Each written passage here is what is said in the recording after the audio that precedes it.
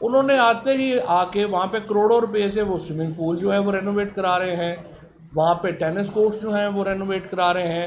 تو سوال یہ ہے کہ وہ اگر اتنا پیسہ نہیں ہے بقول ڈاکٹر مصدق ملک صاحب کے کہ زہر کھانے کا پیسہ نہیں ہے، تو پہلے تو میں یہ ڈاکٹر صاحب کو کہوں گا کہ یہ اتنے خرچے کر رہے ہیں، ان میں سے تھوڑا سا اگر وہ بچا لیں تو شاید نکل ہی آئے کو خرچہ۔ لیکن بہرحال یہ تو ان کی مرضی ہے۔ لیکن اس وقت میں یہ دیکھ رہا ہوں بڑے افسوس کے ساتھ کہ یوں لگ رہا ہے کہ یہ ایک بالکل تماشبین ہے، اور بالکل اپنا جو سرکار کا پیسہ ہے اس کو الللے تللوں کے اوپر جو ہے وہ اڑایا جا رہا ہے، جو پاکستان کے عوام کے ساتھ ایک بہت بڑی زیادتی ہے۔ اب سے کچھ دیر پہلے رانا ثناء اللہ کی پریس کانفرنس تھی، اور وہ فرما رہے ہیں کہ بہت انہیں جناب دکھ ہے کہ کس طریقے سے محمود خان نے اور پھر عمران خان صاحب نے جو بات کی ہے کہ اسلحہ وہاں پہ تھا اور یہ تھا۔ رانا ثناء اللہ جو ہیں، اگر آپ ان کی جو پریس کانفرنس ہے وہ آواز بند کر کے سنیں تو آپ کو محسوس ہوگا، آنکھیں بند کر کے اگر رانا ثناء اللہ کی پریس کانفرنس سنیں تو آپ کو لگے گا الطاف حسین بول رہے ہیں، ایگزیکٹلی جس طرح عمران فاروق جب وہاں پہ مرڈر ہوئے لندن میں، اس کے بعد کی آپ کو پریس کانفرنس یاد ہوگی الطاف حسین کی کہ وہ کس طرح رو پیٹ رہے تھے کہ عمران فاروق اللہ مر گئے، یہ ہو گیا، میں تو لٹ گیا، مر گیا، برباد ہو گیا۔ رانا ثناء اللہ نے اور نون لیگ میں ایگزیکٹلی یہی کر رہے ہیں۔ پہلے آپ نے لوگوں کو مارا، آپ نے نہتے لوگوں کے اوپر فائرنگ کی، آپ نے خواتین کی بے حرمتی کی، چادر چار دیواری کا آپ نے پاس نہیں کیا، آپ نے کیا ایک انسانی حقوق کی خلاف ورزی ہوگی جو آپ نے نہیں کی، اور آپ الٹا چور کوتوال کو ڈانٹے بین بھی آپ ہی ڈال رہے ہیں اور ہمیں بتا رہے ہیں کہ بڑا یہ ہوا۔ اس سے پہلے تحریکیں چلیں، پیپلز پارٹی نے ایک لانگ مارچ کیا، عمران خان نے چیئرمین سی ڈی اے کو حکم دیا کہ ان کو سہولیات دی جائے۔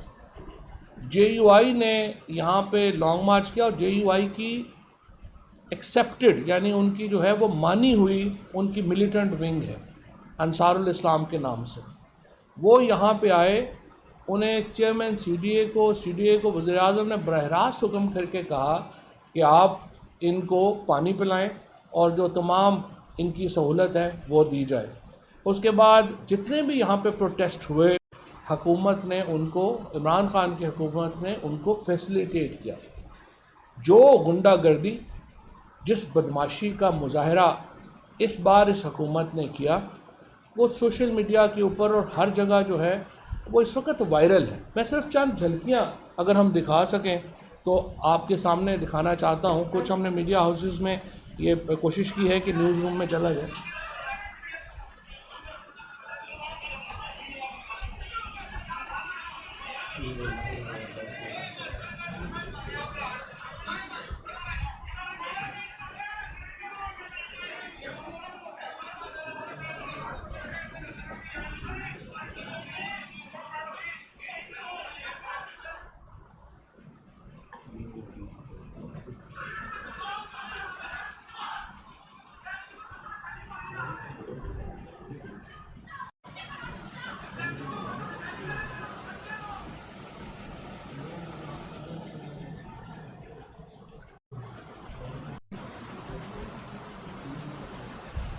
عورتوں کی بے حرمتی کی گئی۔ 4 بجے دیکھیں صبح پولیس والے، مرد پولیس والے جو ہیں وہ گھروں میں داخل ہو رہے ہیں، اور وہ خواتین وہاں پہ بیڈ رومز تک چلے گئے ہیں۔ حماد اظہر میرے ساتھ بیٹھے ہیں، ان کے اوپر ان کے یہ فارمر فیڈرل منسٹر، ان کو شیل سیدھا ہی مار دیا گیا، جو ان کے جو ہے وہ ان کے خدا کا شکر ہے کہ انہوں نے وہ گوگلز پہنی ہوئی تھیں جس کی وجہ سے ان کی آنکھ بچ گئی۔ دوسرا، جس طریقے سے پولیس کے جو بہیمانہ ظلم ہوئے اور جس طریقے سے شیلنگ کی گئی، براہ راست شیلنگ کی گئی لوگوں کے اوپر، اور یہ سارے اب ہم نے کمپائل کر رہے ہیں ہم یہ ویڈیوز، اور ان ویڈیوز کو اب ہم انٹرنیشنلی بھی جو ہے وہ ہم اٹھا رہے ہیں۔ انٹرنیشنل ہیومن رائٹس آرگنائزیشنز جو ہیں ان کو بھی ہم ان کی توجہ بھی ادھر دلا رہے ہیں۔ ڈاکٹر شیریں مزاری نے اس ضمن میں جو ہے وہ انتظام اور خط بھی لکھا ہے اور انتظامات بھی کیے ہیں. اب یہ ہم ان کو بھی بھجوا رہے ہیں. پھر پاکستان کے اندر بھی ان کے اوپر جو ہے وہ کرمنل کمپلینٹس جو ہیں وہ فائل کی جا رہی ہیں تاکہ آپ لوگ دیکھ سکیں کہ اتنا ظلم تو کبھی کسی آمریت میں بھی نہیں ہوا. اتنا ظلم کبھی جو ہے کسی سیاسی پارٹی کے ساتھ بھی نہیں ہوا. تو آپ بنیادی طور کے اوپر جو پیسفل پروٹیسٹ کا حق ہے وہ آپ لینا چاہتے ہیں اور اس کے بعد آپ بات کر رہے ہیں کہ یہ ہوا اور وہ ہوا. یہ چند جھلکیاں تھیں. یہ ہم ڈیٹیل میں اور بھی انشاءاللہ یہ جو ابھی آپ نے کچھ جو فلمیں دیکھی ہیں یا جو ٹکڑے ہم نے آپ کے سامنے جو ہے وہ رکھے ہیں یہ سارے ہم انٹرنیشنل ہیومن رائٹس کمیشن کو بھی بھیج رہے ہیں. اقوام متحدہ کا جو ادارہ ہے ان کو بھی جو ہے وہ ہم ان کی توجہ بھی ادھر دلا رہے ہیں کہ جس طریقے سے یہاں پہ ایک نہتے لوگوں کے اوپر، خواتین کے اوپر، بچوں کے اوپر جس طریقے سے ظلم کیا گیا وہ اس کو جو ہے وہ ہم دکھا رہے ہیں.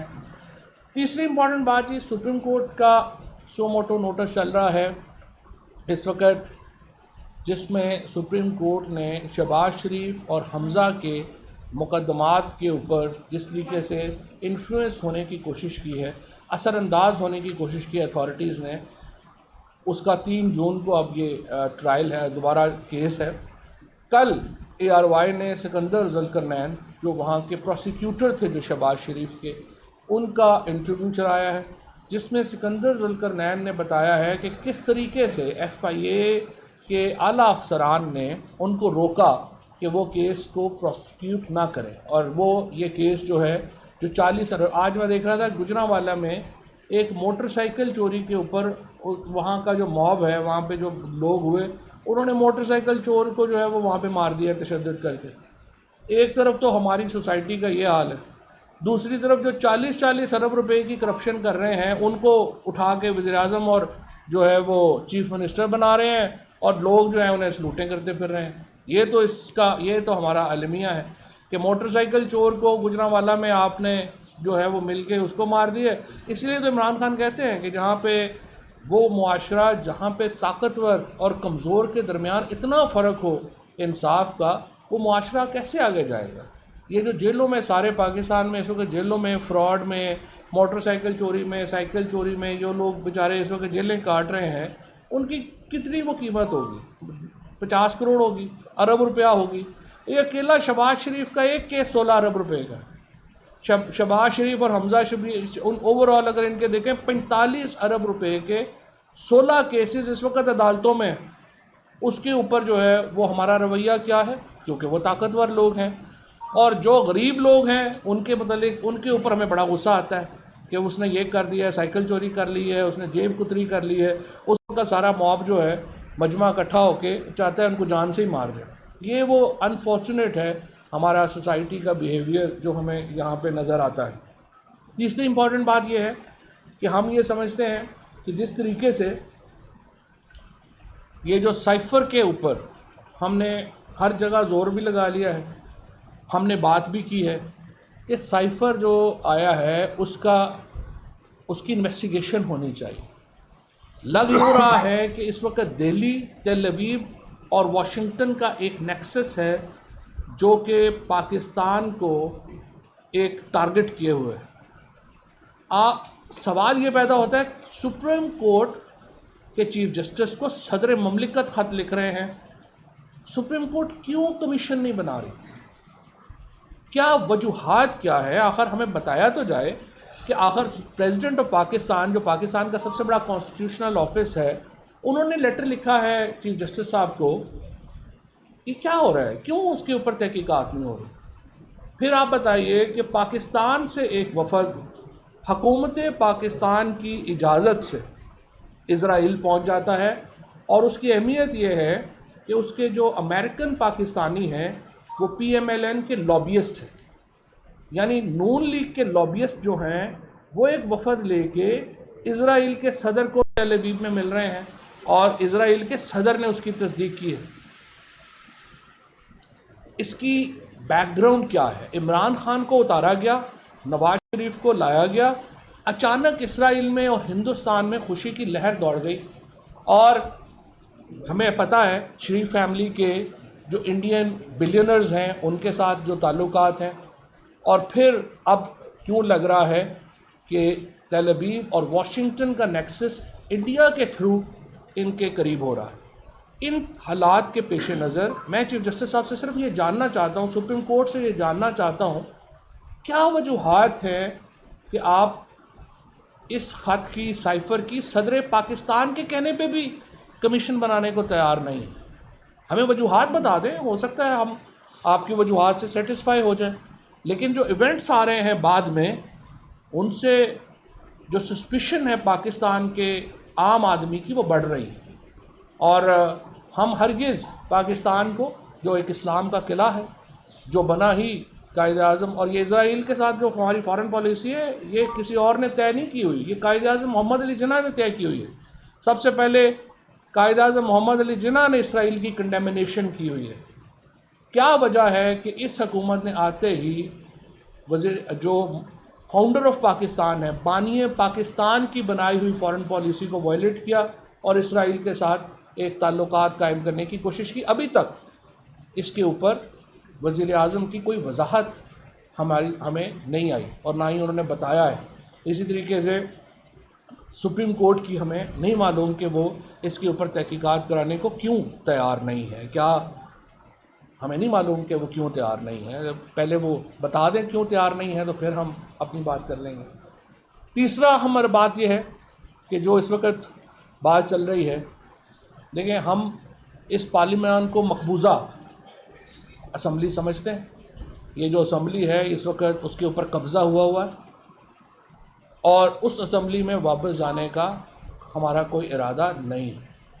ہم سمجھتے ہیں کہ تمام جو ہمارے اراکین ہیں ان کے استعفے اسپیکر منظور کر چکا ہے، اور اسپیکر کے پاس ریویو کرنے کا، نظر ثانی کرنے کا کوئی اختیار انہیں حاصل نہیں۔ تیسرا جو معاملہ ہے وہ یہ ہے کہ جس طریقے سے راجہ ریاض ایک لوٹا ایسوسی ایشن کے چیئرمین کو جعلی اپوزیشن لیڈر بنا کے جو کہہ رہا ہے کہ طریقے انصاف میں ہوں، لیکن میں 2023 میں تو میں جو ہے وہ نون لیگ کا ٹکٹ لوں گا، جو خود ہی لیڈر آف اپوزیشن کا اپنا کریکٹر یہ ہے کہ وہ کہہ رہا ہے کہ میں طریقے انصاف میں ہوں لیکن 23 میں نون کا ٹکٹ لوں گا۔ آپ مجھے بتائیے، اس سے آپ سائن کرا رہے ہیں کہ الیکشن کمیشن، اور کوئی آنریبل آدمی الیکشن کمیشن کا ممبر ہو، چیئرمین نیب ہو، کوئی آنریبل آدمی اس پروسیس کے ذریعے اپوائنٹمنٹ نہیں لے گا۔ جو بھی اپوائنٹمنٹ لے گا اس کا مطلب ہے وہ آنریبل نہیں ہے۔ اور یہ جو کل الیکشن کمیشن کے ممبران جس طریقے سے اپوائنٹ ہوئے ہیں، یہ تو مذاق ہے، اور ظاہر ہے یہ الیکشن کمیشن اس وقت پاکستان میں اگر الیکشنز کے انتخابات کے شفاف انعقاد میں اگر کوئی رکاوٹ ہے تو وہ سب سے بڑی رکاوٹ موجودہ چیف الیکشن کمشنر اور یہ ایک جعلی الیکشن کمیشن جو بنا ہے ایک لوٹا ایسوسی ایشن کے ذریعے وہ ہے، اور اس کو کوئی نہیں مانے گا۔ انشاءاللہ ہم اس کے اوپر بھی ایک بھرپور عدالتی کارروائی کرنے کا ارادہ رکھتے ہیں۔ پھر آخر میں آنا چاہتا ہوں جو پنجاب میں تماشا چل رہا ہے۔ اب اس الیکشن کمیشن کی حالت دیکھیے کہ آئین کا آرٹیکل 224 بالکل واضح ہے، جب آپ کے ممبر ڈسکوالیفائی ہوتے ہیں مخصوص نشستوں پہ آنے والے، اگلے ممبران آٹومیٹک نوٹیفائی ہو جاتے ہیں۔ آج ایک ہفتہ ہو گیا election commission P T I کے ممبران نوٹیفائی نہیں کر رہا۔ کیوں نہیں کر رہا؟ حمزہ شہباز جو ہیں وہ وزیر اعلیٰ کس طریقے سے برقرار رہے، لاہور ہائی کورٹ کے اندر کیس لگا ہوا ہے، مہینہ ہو گیا، وہ یوں لگ رہا ہے کہ جیسے کوئی زمین کا کیس ہے جو ختم ہونے میں نہیں آ رہا۔ اور آج مجھے پرائم منسٹر صاحب نے، عمران خان صاحب نے یہ کہا ہے کہ میں لاہور جا کے یہ جو پنجاب کا اور ان کا معاملہ ہے اس کے اوپر جو ہے وہ بات کروں، تو میں آج لاہور جاؤں گا۔ لیکن جس طریقے سے ہم دیکھتے ہیں کہ مخصوص لابیز اداروں کے اندر ایک حمزہ شہباز کو اور شہباز شریف کو ایک مسلط کر رہی ہیں، وہ ناقابل قبول ہے۔ میں یہ عرض کرنا چاہوں گا آپ تحریک انصاف جیسی بڑی سیاسی جماعت کو دیوار سے نہ لگائیں، اس میں پاکستان کے لیے یہ بہت اہم ہے، اور تمام لوگ جو سوچ اور سمجھ رکھتے ہیں وہ یہ سوچیں گے اور سمجھیں گے کہ اس طرح سے بڑی سیاسی جماعتوں کو آپ کونے پہ نہیں لگاتے۔ اور میں اب حماد اظہر صاحب سے درخواست کروں گا کہ معیشت کا جو حال اس حکومت نے کر دیا ہے اس کے اوپر وہ آپ کو بات کریں. بسم اللہ الرحمن الرحیم.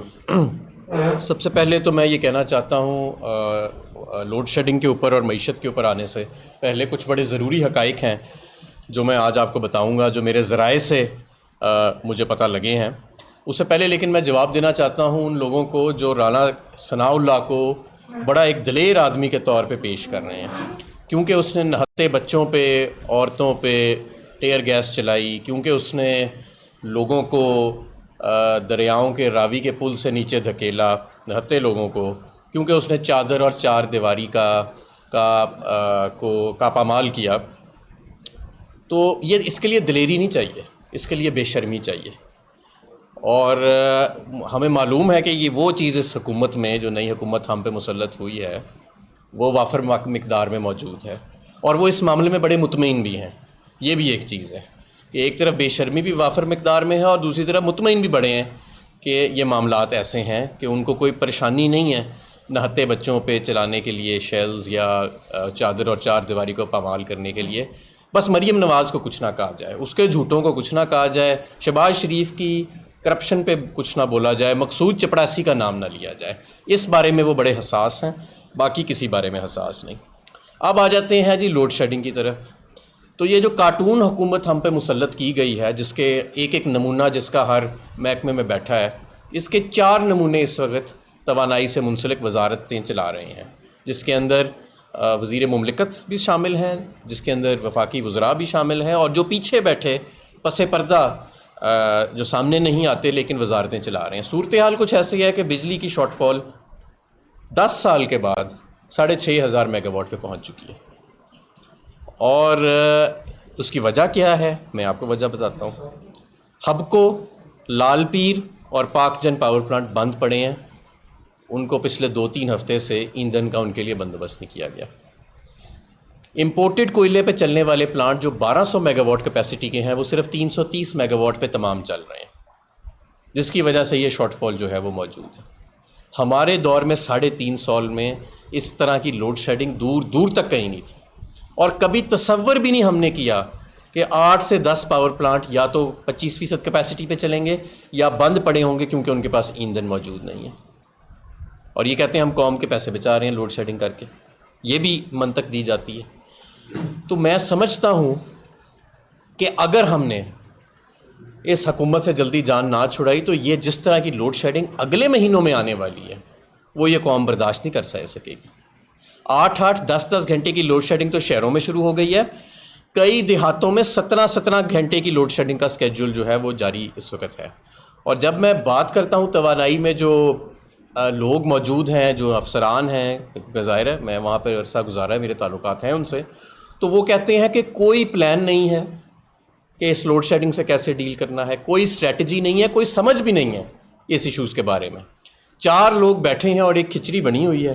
کوئی آپس میں ایک دوسرے سے بات نہیں کرتا، کوئی کرتا ہے تو دوسرا اس کو مانتا نہیں ہے، کوئی ذمہ داری لینے کو تیار نہیں ہے. اور وہ ہماری حکومت جہاں پہ ہم بجلی کی کھپت کو بڑھانے کے لیے انڈسٹریل پیکیجز دیتے تھے، ونٹر سیزنل پیکیج دیتے تھے کہ پچھلے سال سے بجلی کی کھپت زیادہ بڑھے اور تاکہ زیادہ ریونیو آئے محکموں کو، اور یہ کیپیسٹی پیمنٹس کی جو لعنت مسلم لیگ نون اپنے پچھلے دور میں چھوڑ گئی تھی، اس کا امپیکٹ ہم کم کریں، تو وہ اب الٹا 6,500 میگا واٹ کی لوڈ شیڈنگ روزانہ کی بنیاد پہ شروع ہو چکی ہے. اور یہ میں نے آپ کو بتایا جو پاور پلانٹس جو بند ہیں، ہبکو، لال پیر، پاک جن اور پورٹ قاسم، اور دوسرے جو پاور پلانٹس ہیں امپورٹڈ کول والے جو 1200 میگا واٹ پہ جنہیں چلنا چاہیے، وہ اس بدترین لوڈ شیڈنگ کے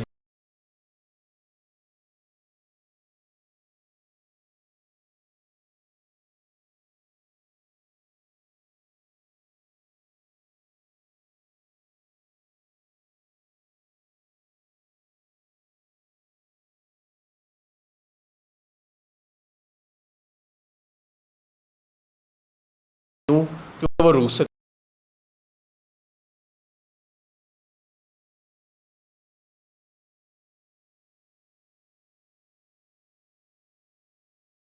پہلا رابطہ روس کے ساتھ انہوں نے کیا ہے سستا تیل لینے کے لیے. یہ پچھلے چند دنوں کے اندر پہلا رابطہ. اس سے پہلے 1.5 ماہ سوتے رہے، اور جب ہم کہتے تھے کہ یہ لیں تو کہتے تھے جی کوئی چیز ہی ایسی نہیں. جہاں میں معاملات چھوڑ کے گیا تھا وہیں کے وہیں کھڑے رہے، اور اب 1.5 ماہ کے بعد دوبارہ صفر سے شروع ہو گئے. اور وہ بھی ایک بڑی ہاف ہارٹڈ سی اٹیمپٹ کی ہے، ایک بڑی ہاف ہارٹڈ سی اٹیمپٹ کی ہے، ڈرتے ڈرتے کی ہے، پوچھ کے کی ہو، اپنے جو بیرونی ان کے آقا ہیں اس سے اجازت لی ہو۔ تو اگر اب میں آپ کو یہ بھی بتاتا ہوں کہ 3.5 کروڑ بیرل انڈیا اپریل سے لے کے اب تک سستا تیل خرید چکا ہے اور تقریباً 1.5 سے 2 ارب ڈالر بچا بھی چکا ہے۔ سری لنکا اپنا معاشی بحران ختم کرنے کے لیے روس سے سستا تیل کے کارگوز آرڈر کر چکا ہے، لیکن پاکستان میں جو حکمران بیٹھے ہیں، جو صرف مسلط ہوئے ہیں، جو صرف چیری بلاسم انہوں نے یہاں پہ ہی نہیں کیا، اندرونی بیرونی ملکوں میں بھی چیری بلاسم کی خدمات انجام دی ہیں، تو ان کی ابھی تک جرت صرف یہ ہوئی ہے کہ چند روز پہلے، وہ بھی جب عمران خان صاحب نے کہا اور اپوزیشن نے بہت کہا، تو چند روز پہلے ڈرتے ڈرتے پہلا رابطہ کیا ہے روس سے۔ تو چلیں امید کرتے ہیں کہ وہ تھوڑی اور ہمت پیدا کریں گے اور اب اس رابطے کو رابطہ ہی نہیں رہنے دیں گے، بلکہ سستا تیل خریدیں گے اور لوگوں کے لیے قیمت کم کریں گے، کیونکہ اگر انہوں نے قیمت کم نہ کی اور اسی طرح یہ مہنگا تیل خریدتے رہے اور اسی طرح جس طرح 22 روپیہ ہمارا کمزور ہو چکا ہے پچھلے 45 دنوں میں، تو 30 سے 40 روپے ڈیزل کی قیمت انہیں اور بڑھانی پڑے گی آئندہ چند دنوں کے اندر، اگر انہوں نے روس سے معاملات جلدی طے نہ کیے۔ مہنگائی کا یہ عالم ہے کہ آپ کہہ رہے ہیں کہ مزید فیول کاسٹ ایڈجسٹمنٹ بڑھے گی، مزید بجلی کی قیمتیں بڑھانی پڑیں گی، ذرا بتائیں نا کیوں؟ اس وجہ سے کہ 2013 اور 18 کے درمیان جو معاہدے کیے، نمبر 1 اس کی وجہ سے جو نون لیگ نے مہنگے معاہدے کیے، نمبر 2 مہنگی ترین LNG خریدی۔ آپ کو یاد ہوگا کہتے تھے جی یہ LNG نہیں خریدی اس حکومت نے، اس لیے لوڈ شیڈنگ ہو رہی ہے۔ 4 کارگو مہنگے ترین LNG کے خرید لیے پاکستان کی تاریخ کے اپریل میں۔ لوڈ شیڈنگ اپنی جگہ پہ موجود ہے، LNG جو ہے، LNG سے جو اب پاور بن رہی ہے وہ 30 روپے یونٹ ہو گئی ہے، اور جو صنعت LNG استعمال کرتی ہے اس کے لیے قیمت 40% بڑھا دی گئی ہے۔ یہ بھی کہا جا رہا ہے کہ 20 سے 50% گیس کی قیمتیں بھی بڑھائی جائیں گی، اور یہ جو 19 روپے 22 روپیہ اپنی قدر کھویا ہے ان کے پچھلے 45 دنوں میں، ابھی اس کا بھی اثر آنا ہے، اس کا بھی اثر قیمتوں پہ آنا ہے۔ جو 30 روپے انہوں نے پیٹرول اور ڈیزل کی قیمت بڑھائی ہے، ابھی اس کا بھی اثر قیمتوں پہ آنا ہے۔ تو ہمیں یہ لگ رہا ہے کہ جون جولائی سے شاید خدا نہ خواستہ مہنگائی کی شرح جو ابھی 13.5 پہ ہے، ان کے دور میں وہ 20% پہ جانے کے امکانات ہیں، جس کا مطلب ہے کہ یہ ملک افراتفری کی طرف چلا جائے گا۔ اور آپ یہ اندازہ لگائیں کہ یہ وہ معیشت تھی جو مارچ میں 6% گرو کر رہی تھی، اور کوئی دور دور تک ایسا معاشی بحران نہیں تھا۔ روس سے اپریل میں پہلے سستے تیل کے کارگوز خریدنے کا ہدف سیٹ ہو چکا تھا، وزیر اعظم 2 اس کے اوپر میٹنگز چیئر کر چکے تھے، ٹرانزیکشن سٹرکچرز ان کو پروپوز کر دیے گئے تھے وزیر اعظم صاحب کو، اور روس سے باضابطہ تقریباً ڈیلی کی بنیاد پہ رابطہ چل رہا تھا۔ اور ایسی معیشت کو جس میں کرنٹ اکاؤنٹ ڈیفیسٹ بھی نیچے آ رہا تھا، صرف $600 ملین رہ گیا تھا ماہانہ، وہاں پہ آج یہ صورتحال ہے کہ ہم دیوالیہ ہونے کے قریب کھڑے ہیں۔ یورو بانڈز ہمارے جو 6% پہ ٹریڈ کرتے تھے، آج وہ 25 سے 30% کے درمیان جا چکے ہیں، اور جو روپے کی صورتحال ہے جب مارکیٹ کھلتی ہے وہ نیچے چلا جاتا ہے۔ اسٹاک مارکیٹ 6000 پوائنٹ نیچے جا چکی ہے۔ تو یہ جو کارٹون گورنمنٹ آئی ہے، اس کارٹون مسلط شدہ گورنمنٹ کے جہاں پہ جبر اپنی جگہ، وہ تو ظاہر ہے آپ کسی گلی محلے کے بدماش کو جب آپ لگا دیں گے، طاقت کے ایوانوں میں بٹھا دیں گے، کوئی رسا گیر ہوئے گا تو اس نے تو ایسی حرکتیں کرنی ہیں، اس نے کوئی پاکستان کا کرمنل جسٹس سسٹم تو ریویو نہیں کرنا، نہ اسے پاکستان کے کرمنل جسٹس سسٹم کے سپیلنگ آتے ہوں گے۔ اس کو تو یہ پتہ ہے کہ بھئی پٹواری سے فرد کیسے لینی ہے، جعلی پرچے کیسے کرانے ہیں، اس کو تو یہ پتہ ہے کہ بندے کو خراب کیسے کرنا ہے، ٹارچر کیسے کرنا ہے۔ یہ چیزیں آپ ان سے پوچھ سکتے ہیں۔ ملک کا کرمنل جسٹس سسٹم کیسے ٹھیک کرنا ہے، ملک کی انرجی سیکیورٹی کو کیسے انشور کرنا ہے، ملک کی سپلائی لائنز کو کیسے انشور کرنا ہے، ملک کی فارن پالیسی کو کیسے مستحکم رکھنا ہے، یہ چیزیں جو ہیں یہ مختلف سکلز ہیں۔ پل بنانے کے لیے صرف ایک ٹینڈر دینا پڑتا ہے اخبار میں، ٹھیکیدار آ کے باقی کام خود کر دیتا ہے، صرف ایک ٹینڈر دینا پڑتا ہے پل بنانے کے لیے۔ ایک نیسپاک اس کا ڈیزائن کر دیتی ہے اور ٹینڈر کر دیتا ہے، کوئی ٹھیکیدار آتا ہے وہ پل لا کے بنا دیتا ہے۔ ملک کا معاشی سسٹم، ملک کا کرمنل جسٹس سسٹم، ملک کی فارن پالیسی چلانے کے لیے جو سکل سیٹس چاہیے، جو صلاحیتیں چاہیے، وہ ان کارٹونوں نمونوں میں نہیں ہیں۔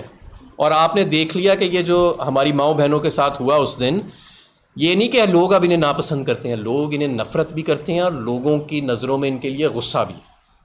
تو ہوش کے ناخن اٹھائیں، فوری طور پہ عام انتخابات کی طرف جائیں، ملک کی انرجی کو بچانے کے لیے، ملک کی معیشت کو بچانے کے لیے، ملک کی توانائی کو بچانے کے لیے، ملک کے آئین کو بچانے کے لیے، ملک کی سیاست کو بچانے کے لیے یہ واحد راستہ رہ گیا ہے۔ دیوار سے نہ لگائیں لوگوں کو۔ جب بھی قوموں کو دیوار سے لگایا جاتا ہے تو پھر حکومتیں جو ہیں وہ پرامن طریقے سے ختم نہیں ہوتی، وہ ایک عبرتناک طریقے سے ختم ہوتی ہیں۔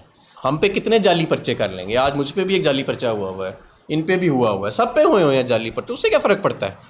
کتنے جعلی پرچے کریں گے آپ؟ کتنے ہم پہ شیل برسائیں گے؟ 65,000 شیل برسائے گئے اس دن، ایک انٹرنل جو ڈاکیومنٹ لیک ہوا ہے پولیس کا، 65,000 شیل، آدھے سے زیادہ اس میں سے ایکسپائرڈ تھے۔ کچھ ایسے شیل بھی برسائے گئے، پولیس حکام بتاتے ہیں، جو دہشت گردوں کے لیے استعمال کیے جاتے ہیں، جو کہ آپ کی باڈی سے آکسیجن سک کر لیتے ہیں، لانگ ٹرم اس سے لنگس کا ڈیمیج ہوتا ہے۔ اس طرح کی بھی چیزیں ہوئی ہیں۔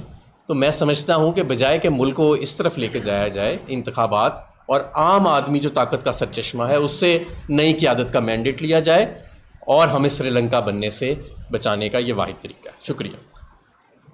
جی آن کرنا ہے کہ آپ اپنے دور میں کہ ذرائع سے خبریں نہ دیں، آج آپ خود ذرائع سے خبریں دے رہے ہیں۔ تو تردید کر دیں یا تصدیق کر دیں نا۔ ایک تو صحافیوں پہ بھی تشدد ہوا اس لانگ مارچ کے دوران، کیونکہ میرے پاس ویڈیو ہے ایک نجی چینل کی، جب بینک پہ تھوڑا جا رہا تھا تو جب کیمرہ مین نے فوٹو بنائی تو اس پہ تشدد کیا گیا، اس کی آپ مذمت کریں گے۔ اور دوسرا، جب عمران خان صاحب وزیر اعظم تھے تو تب بھی وزیر اعظم ہاؤس میں صرف مخصوص صحافیوں اور یوٹیوبرس کو بلایا جاتا تھا۔ آج آپ پوزیشن میں ہیں تو پشاور میں بھی مخصوص صحافیوں اور یوٹیوبرس کو بلایا گیا۔ عمران خان صاحب کہتے ہیں پوری عوام میرے ساتھ ہے، تمام لوگوں کا میں لیڈر ہوں، تو کیا صرف چند یوٹیوبر اور صحافیوں کے لیڈر ہیں کہ سب کے؟ نہیں، آپ کو بلا لیتے ہیں، مجھے پتا ہے آپ کو پرابلم میں نہیں گیا۔ اچھا، سوال یہ کہ ایک تو آپ کہتے ہیں کہ پورے عوام جو ہے ہمارے ساتھ نکل آئی ہے کہیں سے، اب اس وقت خبر آئی ہے کہ جو آپ کے صوبائی وزرات تھے، جو صوبائی ممبران تھے پاکستان تحریک انصاف کے، وہ مارچ کے ساتھ تو آئے تھے لیکن کے ہاؤس میں تھے، ان کے خلاف کارروائی کا بھی فیصلہ کیا ہے۔ تو اگر آپ ایک طرف سے دعویٰ کر رہے ہیں کہ ہم لوگوں کو نکل آئے، اس وقت آپ بھی اپنے جو آپ کے صوبائی وزراء ہیں، صوبائی جو ممبران ہیں، ان کو بھی آپ باہر نکال سکیں، یہ آپ بتا سکتے ہیں۔ دیکھیے، بات یہ ہے، لوگ جو ہیں وہ ہزاروں کی تعداد میں باہر نکلے اور لاکھوں کی تعداد میں لوگ جو ہے وہ آنے کو تیار ہیں۔ سوال یہ ہے کہ کیا ہم ایک ملیٹنٹ پارٹی ہیں؟ کیا ہم چاہتے ہیں کہ پاکستان کی جو مین سٹریم سیاسی جماعتیں ہیں وہ یہ سوچنے میں مجبور ہو جائیں کہ اگر ہم نے احتجاج کرنا ہے تو پہلے اپنے ملیٹنٹ ونگ بنائیں جو پہلے پولیس سے مقابلے کریں، ان سے آنسو گیس شیل ماریں، ان کو گولیاں ماریں، جو یہاں پہ ہوا ہے۔ آپ کو معلوم ہے کراچی میں آپ دیکھیں ایک شدت پسند جماعتوں کے اوپر تو ہم نے نہیں سنا رانا ثناء اللہ جو اس طرح بات کر رہے ہیں۔ پہلے ذرا جائے نا، پوچھے نا جنہوں نے پولیس والوں کو وہاں پہ گولیاں ماری، شہید کیے، ان کے اوپر تو کبھی نہیں بات کریں گے کیونکہ جرت نہیں ہے۔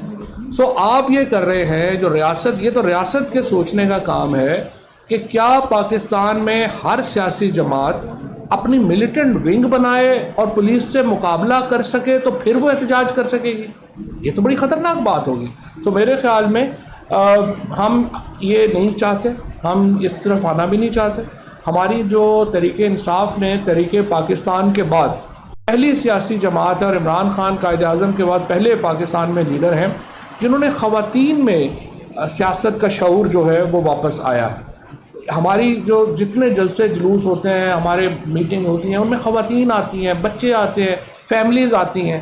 ہم یہ ماحول یہی رکھنا چاہتے ہیں، ہم پرتشدد نہیں بنانا چاہتے۔ یہ تو دیکھیں، یہ جو جس طرح حماد نے کہا کہ چونکہ چھوٹے لوگوں کے پاس بڑی کرسیاں ہیں، وہ اس طرح کی حرکتیں کر رہے ہیں، رانا ثناء اللہ ٹائپ، ان لوگوں کو تو شعور نہیں ہے۔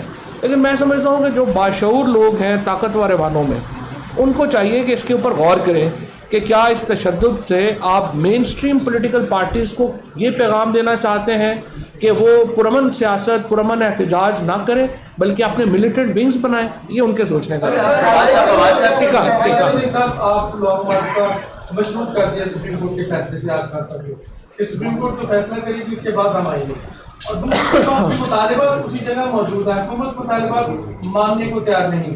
آپ آئیں گے، پیچہ کون کرے گا؟ سب سے بڑی بات یہ کہ اس کا پیچہ کون کرے گا، یعنی معاملہ کس طرف جائے گا؟ آپ آ رہے ہیں، حکومت جو ہے وہ آپ کو روک رہی ہے، الیکشن کی شرط نہیں مان رہے، وہ تو استعفے مان رہے ہیں۔ اور دوسرا، وزیر اعلیٰ کے کل کے بیان پہ حکومت کی طرف سے بہت رد عمل آیا، وہ تو کہتے ہیں آرٹیکل 6 کی باتیں کرنا چاہیے۔ دیکھیں، وہ تو میں نے جیسا پہلے عرض کیا کہ جب یہاں پہ شدت پسند جماعتوں کا اجتماع تھے، ان کے اوپر تو آرٹیکل 6 کسی نے نہیں سوچا۔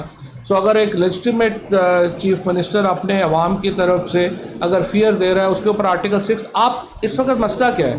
نون لیگ ایک صوبے کی پارٹی ہے. پرابلم یہ ہے جب آپ اس طرح کی باتیں کریں گے آپ پورے پاکستان کو الینیٹ کر رہے ہیں. آپ کیا مجھے بتائیے کہ یہ رانا ثناء اللہ، شہباز شریف، آپ اس وقت ذرا عہدوں کے اوپر بیٹھے ہوئے لوگ تو دیکھیں، سارے کے سارے جو ہیں وہ پنجاب کے چند ڈویژنوں کے لوگ ہیں. آپ چاہیں گے کہ یہ لوگ جو ہیں وہ پورے پاکستان میں باقی جو ہماری جو ایتھنیسٹیز ہیں ان کے خلاف اس طرح کی باتیں شروع کر دیں؟ میں نے اسی لیے یہ کہا یہ تو دیکھیں یہ تو بولے ہیں، یہ بیچارے تو اپنی ٹانگوں پہ بھی نہیں کھڑے. آج بی اے پی اور ایم کیو ایم جو ہے وہ علیحدہ ہو جائے حکومت سے، ان کا پتہ بھی نہیں چلے گا، یہ تو ہوا میں پت غائب ہو جائیں گے. یہ ان کے سوچنے کا کام نہیں ہے، یہ جن کے سوچنے کا کام ہے یہ ان کے سوچنے کا کام ہے. آپ دیکھ لیں پاکستان کو ہم کدھر لے جانا چاہتے ہیں، اور میری درخواست انہی سے ہے جو فیصلے کرتے ہیں. ان بیچاروں کا تو اپنا کوئی فیصلہ نہیں. کہ آپ کی حکومت کوئی ایسا عارضی پریشر آپ لوگوں پہ رہا کہ اسرائیل کو تسلیم کریں یا اس کے ساتھ مذاکرات شروع کیجیے، ایک تو راستہ بنایا جائے، اور دوسرا یہ بات کیجیے گا کہ جو ضمنی الیکشن پنجاب میں ہونے جا رہے ہیں اس کے لیے آپ کی تیاری ہے، آپ کینڈیڈیٹوں سے ان سوالوں کا دیکھیے ہمارا یہ اس کے اوپر جو دوسرا سوال، پہلا سوال کا چونکہ خان صاحب نے بات کی ہے وہاں پہ عمران خان صاحب نے، تو میں اس میں بات نہیں کروں گا. دوسرا جو بات ہے آپ کا جو ضمنی الیکشنز کا، اس میں ہم نے یہ فیصلہ کیا ہے کہ ہم عدالت میں جا رہے ہیں. پہلے ہم چاہتے ہیں کہ حمزہ شہباز کا دوبارہ الیکشن ہونا چاہیے. یہ جو جس طریقے سے اس کو زبردستی پنجاب کے عوام کے اوپر اس کو ایک چپکا دیا گیا ہے، جس کی نہ اکثریت ہے، جس کا کچھ نہ کوئی وین ہے نہ کچھ ہے. آپ دیکھیں 1.5 مہینے سے حکومت ہی نہیں تھی پنجاب میں، اب بھی نہیں ہے، ایک انلیگل گورنمنٹ وہاں پہ چل رہی ہے. اس کا پہلے فیصلہ کریں، اس کے بعد ہم ضمنی الیکشن کی طرف جو ہے وہ آئیں گے. ایک منٹ پہ فواد صاحب یہ بتاتے ہیں کہ خان صاحب نے جو کل ٹی وی چینل پہ بیان دیا کہ ہمارے جو لانگ مارچ تھا اس میں بھی لوگوں کے پاس اسلحہ موجود تھا. اب پھر 6 دن کی ڈیڈ لاک کی دی ہوئی ہے، 2 دن بعد اس کی ختم ہو جائے گی. اس کے بعد ایک تو بتا دیں کہ آپ لوگوں کا کیا لائے عمل ہوگا، اور اس چیز کو مد نظر رکھتے ہوئے کیونکہ یہاں سے حکومت کا پریشر ہے کہ وہ روکیں گے، اس پر پھر کس طرح روکیں گے کہ جو لوگ جو ہے وہ اسلحہ نہ لا سکیں؟ دیکھیں اسلحہ تو تھا نا وہاں پہ. چیف منسٹر خیبر پختونخوا تھے، ان کی پوری سرکاری گارڈ تھی. چیف منسٹر آزاد کشمیر تھے پرائم منسٹر، ان کی ساتھ جو ہے وہ پوری گارڈ تھی. پھر آپ کا جو گلگت بلتستان کے سی ایم ہیں وہ آئے ہیں، اور وزراء تھے، یہ سب لوگوں کے پاس سرکاری اسلحہ تھا. اس میں تو کوئی دو باتیں رائے نہیں ہیں. اور اسی لیے پرائم منسٹر صاحب نے کہا کہ جب حالات زیادہ خراب ہو جاتے تو پھر ہمیں نہیں پتا کہ کدھر جاتے، تو اس لیے ہم نے جو ہے کال آف کر دیا. دوبارہ جس طرح سے میں نے آپ کو عرض کیا کہ ہم چاہتے یہی ہیں کہ معاملہ جو ہے وہ پرامن رہے، پرامن رہنا چاہیے. پاکستان کا انٹرسٹ یہ ہے، اور پاکستان کو جڑ کے رہنا چاہیے. پاکستان کو اس طرح کے جو ایک بونے جو اوپر بیٹھے ہوئے ہیں جو پاکستان کو صوبائی اس میں ڈالنا چاہتے ہیں، تعصب میں ڈالنا چاہتے ہیں، جو پاکستان کو تقسیم کرنا چاہتے ہیں، ان بنیادوں پہ ہمیں ان سے علیحدہ رہنا چاہیے. ایک یہ بتائیے کہ 9 دن پہلے صدر صاحب یہ کہہ رہے تھے کہ عمر سرکار تعیناتی کا کوئی جواز نہیں بنتا، اور کل انہوں نے گورنر کو تعینات بھی کر دیا. تو صدر صاحب کیا ہوا ہے؟ کیا وہ مجبور نہیں؟ جو تبدیل ہوگی نہیں، جو انہوں نے لیٹر لکھا ہے پریزیڈنٹ صاحب نے، اگر آپ نے دیکھا ہو تو انہوں نے اپنے لیٹر میں ریفر کیا ہے کہ میرا موقف وہی ہے. انہوں نے کہا کہ یہ وداؤٹ پریجوڈس اپوائنٹمنٹ ہے، اور میں یہ سمجھتا ہوں کہ عمر چیمہ ہی گورنر ہیں پنجاب کے. لیکن چونکہ آئین کے تحت آپ کی جو سمری ہے وہ آخری 10 دن ہے، اور انڈر دا کانسٹیٹیوشن آئی کی ناٹ ریٹرن دیٹ، تو میں یہ کر رہا ہوں. بٹ وداؤٹ پریجوڈس میرا اوپینین وہی ہے. لاسٹ کیا پارٹی کے اندر کچھ لوگوں کو نوٹس جاری کیے گئے ہیں کہ وہ لوگ نہیں لا سکے؟